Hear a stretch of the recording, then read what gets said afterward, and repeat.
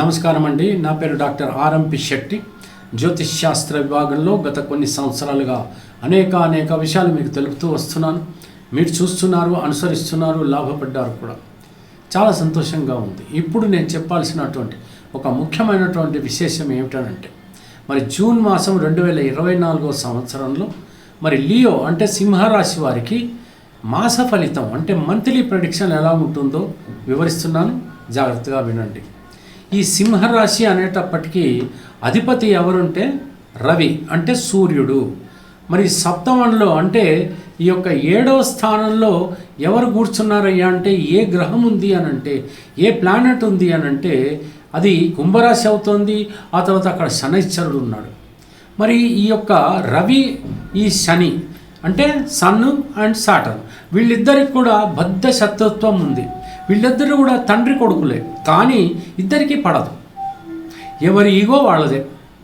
ఇక్కడ ఏమవుతుందంటే, ఎప్పుడైతే రవి అంటే శనికి పడదో, ఆ రవి స్థానమైనటువంటి లియో ఏదైతే సింహరాశి ఉందో ఆ స్థానాన్ని శనైశ్చరుడు కుంభరాశిలో ఉండి అక్వేరియస్లో ఉండి చూస్తున్నాడు. అప్పుడు ఏమవుతుంది, మనకి అర్థమైంది ఏంటంటే, ఈ యొక్క రాశి వాళ్ళకి కొంచెం దాంపత్య జీవితంలో, మ్యారిటల్ లైఫ్లో డిస్టర్బెన్స్ వచ్చేటువంటి ప్రమాదం ఉంటుంది. ఈగోలకి పోకుండా love and affection and responsibility వీటికి మాత్రమే ఒక ప్లేస్ ఇచ్చి వాళ్ళు కనుక ఫ్యామిలీ లైఫ్ని లీడ్ చేసినట్టయితే తప్పకుండా ఏ రకమైనటువంటి ఇబ్బంది ఉండదు. దానికే కదా మనం మంత్లీ ప్రెడిక్షన్ తెలుసుకునేది. ఈ మాసంలో ఏ రకంగా గొడవ పడకూడదు. గొడవ పడితే ఏమవుతుంది, ఒకటి, భార్యాభర్తలు మీ ఇద్దరికి కూడా, హస్బెండ్ అండ్ వైఫ్కి మెంటల్ డిస్టర్బెన్స్ వస్తుంది, ఫిజికల్ కాంప్లికేషన్స్ వస్తాయి. అంటే శారీరక సమస్యలు, మానసిక సమస్యలు ఈ రెండు కూడా తల ఎత్తుతాయి. ఇక ఇంట్లో ఉంటారు పిల్లలు, వాళ్ళకి ఏమీ అర్థం కాక తికమక్కగా పడిపోయి వాళ్ళ యొక్క ఆ సంతోషాన్ని వాళ్ళు పోగొట్టుకునేటువంటి పరిస్థితి ఏర్పడుతుంది. ఇంట్లో రోగులైనటువంటి వృద్ధులు, పెద్దవాళ్ళు, ఓల్డ్ పీపుల్ ఉంటారు. వాళ్ళు తట్టుకోలేనటువంటి పరిస్థితి, వాళ్ళు లోపల కుమిలిపోయేటువంటి పరిస్థితి ఏర్పడుతుంది. మిమ్మల్ని నచ్చజెప్పటానికి ప్రయత్నిస్తారు వాళ్ళు, మీరు వాళ్ళని చూసి విసిగించుకుంటారు. అప్పుడు ఏమవుతుంది, ఇల్లంతా కూడా ఖచ్చితంగా ఆ యొక్క ప్రశాంతత, ఆ పీస్ అనేది ఖచ్చితంగా కొలాప్స్ అయిపోతుంది. అటువంటి పరిస్థితి రాకుండా దయచేసి ఈ లియో రాశి వాళ్ళు అంటే సింహరాశి వాళ్ళు చూసుకోవాల్సినటువంటి పరిస్థితి ఎంతైనా ఉంది. కొంతమంది భాగస్వాములు కలవటానికి ప్రయత్నిస్తారు.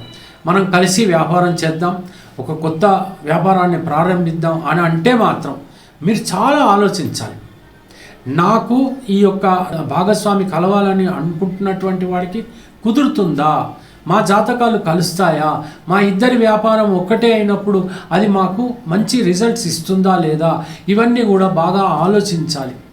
ఏదైతే మీరు వ్యాపారం చేయాలనుకుంటున్నారో ఆ వ్యాపారానికి అతను సరైనటువంటి వాడా, మరి నేను సరైనటువంటి వాడా, ఈ విషయాలన్నీ కూడా మీరు ఆలోచించాలి.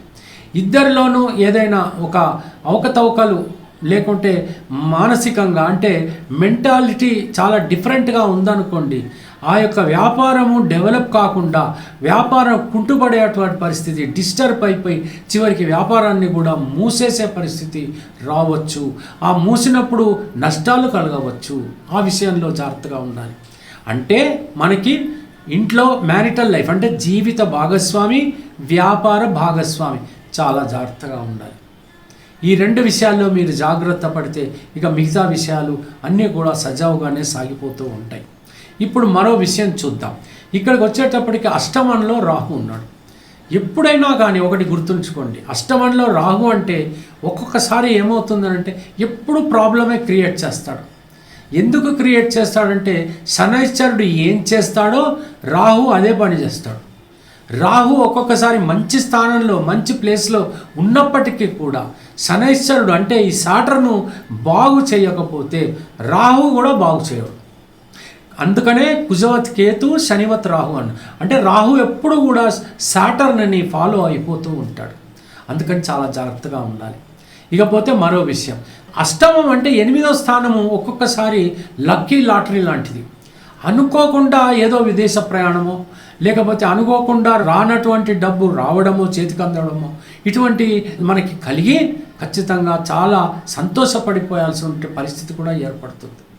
ముఖ్యంగా ఏంటంటే విదేశాలకి ఏదైనా ఉద్యోగ రీత్యా కానీ లేకపోతే వ్యాపార రీత్యా కానీ వెళ్ళాలి అని అనుకుంటే లేదా విద్య కోసం వెళ్ళాలి అనుకుంటే ఆ విధంగా మీకు అనుకూలమైనటువంటి ఏదైనా ఇంట్రెస్టింగ్గా మీకు మంచి ఫలితము అనేటువంటి రిజల్ట్ వచ్చేటువంటి అవకాశాన్ని ఈ రాహు కల్పిస్తాడు. కానీ ఓవరాల్గా తీసుకుంటే కొంత ఇబ్బందిని మాత్రం ఖచ్చితంగా కలుగజేస్తాడు. కళ్ళకి సంబంధించిన సమస్యను కూడా కలుగజేయవచ్చు, కొంచెం జాగ్రత్తగా ఉండాలి. ఇకపోతే మరో విషయం, ఇక్కడ మనము గురువుని చూద్దాం. ఈ గురువు ఎక్కడున్నాడయ్యా అంటే తారస్ అంటే వృషభ రాశిలో ఉన్నాడు. ఇది ఏ స్థానం అవుతుంది? 10వ స్థానం అవుతుంది. 10వ స్థానం ఎప్పుడైతే అవుతుందో ఖచ్చితంగా వృత్తిపరంగా మాత్రం అద్భుతంగా ఉంటుంది. ముఖ్యంగా చలనచిత్ర రంగంలో అద్భుతంగా ఉంటుంది, ఆనందదాయకంగా ఉంటుంది.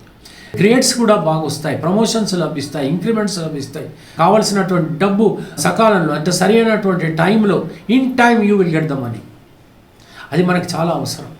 ఏదైనా పదోన్నతి అంటే ఏదైనా ప్రమోషనల్ లైఫ్ని లీడ్ చేసేటువంటి అవకాశం, కాంపిటేటివ్ ఎగ్జామినేషన్స్ ఇవ్వాల్సినటువంటి వాళ్ళు వెంటనే మీరు గట్టిగా ప్రయత్నించినట్టయితే మీకు ఖచ్చితంగా ఏదో ఒక మంచి జాబ్లోకి పోయేటువంటి అవకాశం కూడా లభిస్తుంది.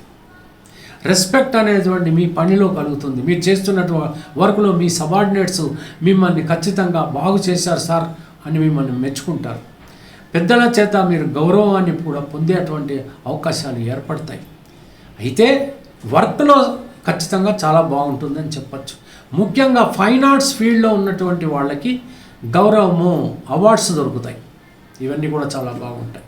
ఇక మరో విషయము, ఏ రకంగా చూసినా ఈ యొక్క భక్తి భావం కనుక ఉన్నట్టయితే ఖచ్చితంగా సక్సెస్ అవుతారు. మీరు ప్రతిరోజు మీరు నమ్ముకున్న సాయిబాబానో దత్తాత్రేయ స్వామో దక్షిణామూర్తినో ఎవరినో ఒకరిని మీరు పూజించండి. ఆయనతో పాటు లక్ష్మీదేవిని కూడా ప్రసన్నం చేసుకోవాలి అని అంటే ఖచ్చితంగా ఆమె అష్టోత్తరం చదువుతూ ఆమెను కూడా పూజించండి. ఖచ్చితంగా మంచి ఫలితాలు కలుగుతాయి. శుభకార్యాల్లో పాల్గొంటారు. వృత్తిరీత్యా ట్రాన్స్ఫర్స్ కూడా ప్రమోషనల్గా దొరికేటువంటి అవకాశాలు ఉన్నాయి. ప్రొఫెషనల్ లైఫ్స్ అంటే వైద్యులు కానీ లేకపోతే ఇంజనీర్స్ కానీ లాయర్స్ కానీ ఎవరైనప్పటికీ కూడా మంచి గుర్తింపు అనేటువంటిది వచ్చే అవకాశం ఈ జూన్ మాసంలో ఉంటుంది. శుభకార్యాలు ఎలాగూ జూన్ మాసంలో లేవు కాబట్టి పెళ్ళిళ్ళు జరిగేటువంటి పరిస్థితి లేదు. ఏ శుభకార్యాలు, గృహప్రవేశాలు కానీ ఇటువంటి ఏమీ జరగవు. అయితే ప్లానింగ్ చేస్తూ ఉంటే ఆగస్టు నుంచి మనకి ఫలితాలు అంటే రిజల్ట్ వచ్చేటువంటి అవకాశాలు ఖచ్చితంగా ఉంటాయి. ఇకపోతే 2వ స్థానంలో అంటే ధనస్థానంలో కేతు ఉన్నాడు కాబట్టి ధర్మబద్ధంగా జస్టిఫైడ్ మేనర్లో సంపాదిస్తారు. అధర్మంగా ఇన్జస్టిఫైడ్ మేనర్లో మీరు సంపాదించరు. మీరు సంపాదించిన దాంట్లో కనుక ఒక్క పైసా అంటే 100 రూపాయలు సంపాదిస్తే ఒక్క 10 రూపాయలు మీరు హ్యాండిక్యాప్డ్ చిల్డ్రన్కి కనుక డొనేట్ చేయగలిగితే సదా మిమ్మల్ని భగవంతుడు రక్షించేటువంటి అవకాశాలు మీకు కలుగుతాయి. ఆ పని మీరు జూన్ మాసంలో తప్పకుండా చేయండి.